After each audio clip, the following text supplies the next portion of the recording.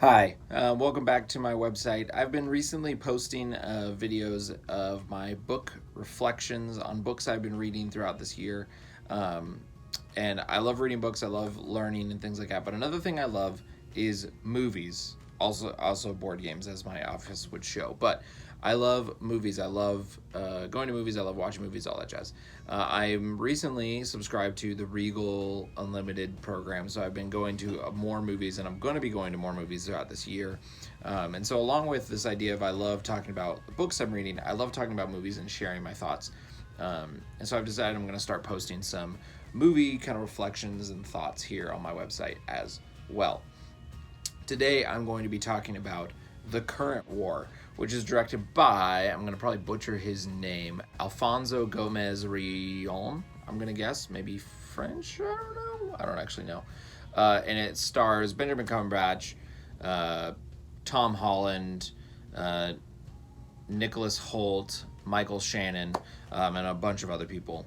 And pretty much The Current War is a movie about the kind of competition and struggle between I almost said Tesla, which Nikola Tesla is in this movie as well, but he's not as much of a strong part into it. But it's more the battle between Edison and Westinghouse over the battle to kind of be the lighting slash power source of America. And it's going on during the kind of 1890s as Edison's invented the light bulb and now is trying to power cities. And Westinghouse kind of gets crossed by Edison, and so he starts another company doing the same thing but a little bit different that is a better system in his mind. And then the current war begins, and who's going to win, who's going to take America. It was a really interesting movie.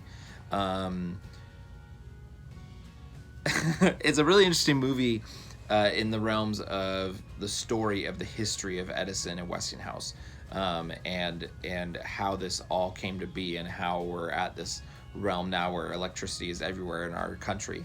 But I watched it with my friend Josh. We watched the movie. The movie's runtime is about a little close to 2 hours. And at the end of the movie, I leaned over to my friend Josh and I just said, "So what am I supposed to get from this movie?" And it's a really good movie. It's fun to learn the story of that situation, that struggle. But there wasn't a huge takeaway for me. Like, I could find a takeaway. I could maybe say, "Oh, you could interpret it this way," or you could take that message from how he acted. But there wasn't like a strong. I'm used to movies, even historical movies, trying to convey a message, trying to say, "Hey, take this away from what we're trying to say. It's more than just a story of history. There's also this message with it." Where I don't think this movie had that. In my perspective, it should be said as I make these reviews, I'm not a movie expert. I'm not a professional. I don't have classes on movie theory and all that jazz. I'm just an average guy talking about what movies I like and things like that. But I could maybe piece together a moral or a message that I'm supposed to take away. But it more at the end of it was just like, oh, that was interesting to know. Like, I'm not impacted by it. I'm not changed in any way. And so it was a good movie, but not one that's like at the top of my charts currently. Also, the pacing was kind of interesting to me.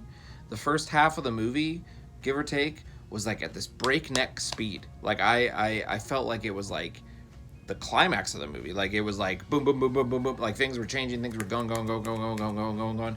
And then there's a moment for Edison where something happens in his life, and it was like that was the tipping point at which then the movie kind of slowed down. There were still moments of fast pacedness, but it was a little slower.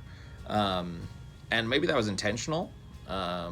But it was really, I was worried going into like a third of the movie in. I was like, if this movie is this fast the whole way through, I'm not sure if I can handle it, because I almost didn't quite know what was happening. I didn't quite understand what was happening because it was running through things so quickly. But all in all, it was a good movie. It was an interesting movie. It's just not maybe my favorite for the year.